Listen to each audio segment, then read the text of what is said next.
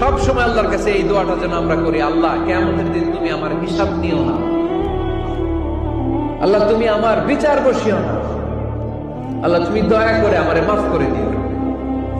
আল্লাহ যার বিচার করবেন ও জাহান্নামে যাবে, আর যার বিচার করবেন না সে জান্নাতে যাবে।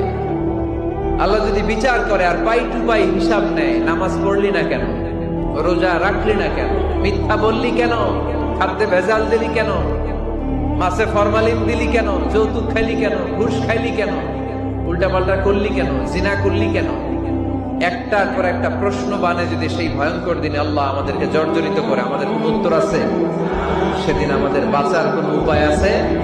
তাই আমরা সবাই আল্লাহর কাছে দোয়া করবো, আল্লাহ কোনো বিচার টিচার মানি না, কোনো বিচার করতে পারবো না, দয়া করবা।